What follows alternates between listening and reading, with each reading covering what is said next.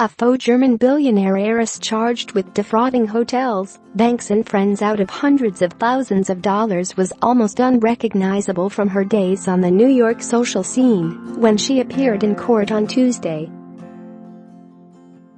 Anna Sorokin, 27, donned an all-beige ensemble courtesy of Rikers Island and wore her hair in a messy bun as she faced the New York State Supreme Court in shackles for the pre-scheduled hearing. The former fashion magazine intern who pleaded not guilty to grand larceny charges in August shot a glaring look across the courtroom as she peered over her thick-framed glasses. During Sorokin's last court appearance on August 21, Manhattan Assistant District Attorney Catherine McCall asked a judge for a protective order preventing the defendant from having physical custody of witness emails and documents. One of the witnesses was concerned that the records might be leaked to the media, McCall said. Sorokin's lawyer Todd Spodek responded by requesting that the defense team at least be able to see those documents so it will be able to adequately build her case. The attorneys came to an agreement wherein Spodek would be able to discuss the documents with his client, but identifying information for the witnesses would be redacted.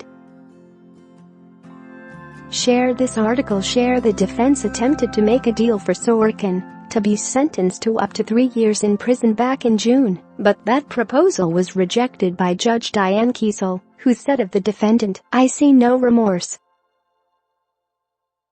She seems more concerned about who is going to play her in the movie than what she's done to the people she allegedly took advantage of." Kiesel added that a sentence of just 3 years behind bars would serve as a mere slap on the wrist for a crime this serious. A counter-offer of 3 to 9 years in prison was itself turned down by her defense team, and she now faces 15 years in prison if convicted on all counts. Netflix signed a deal to acquire the rights to Sorokin's story in June, and Scandal producer Shonda Rhimes has been tapped to write it.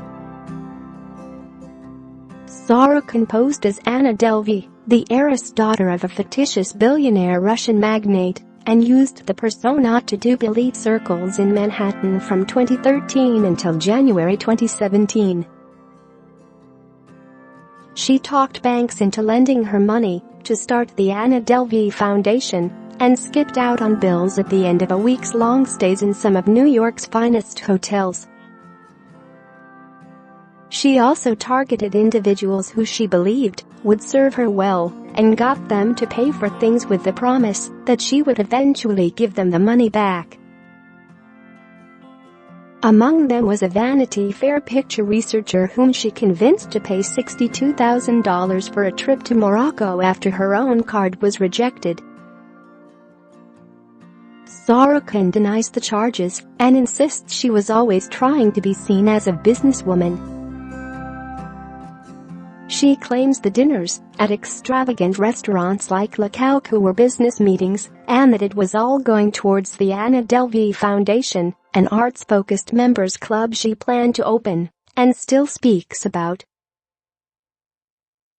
In an interview with New York Magazine earlier this year, she said, "I had what I thought was a great team around me, and I was having fun."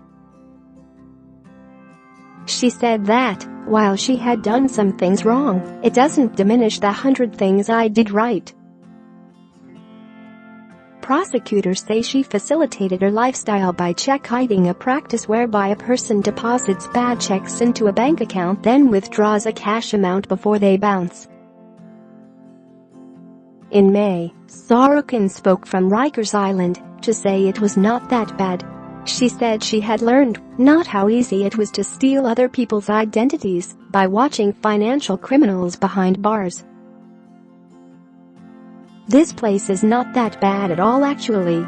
People seem to think it's horrible, but I see it as like this sociological experiment.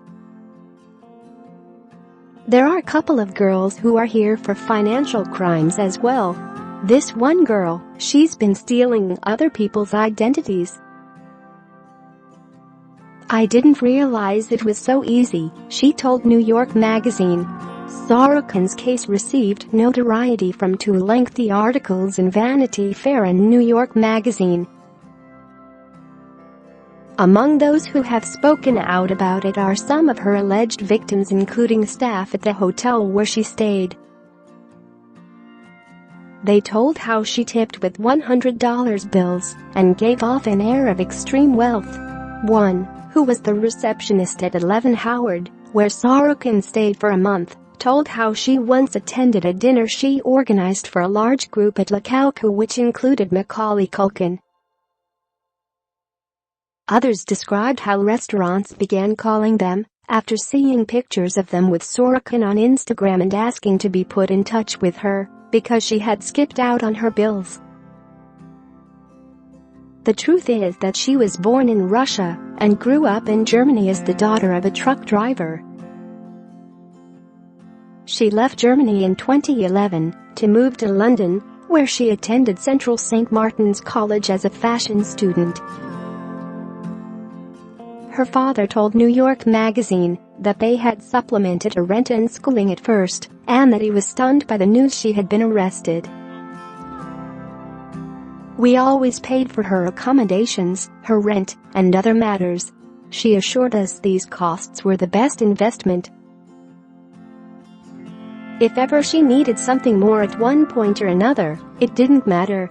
The future was always bright," her parents, who did not want to be identified, said in an email.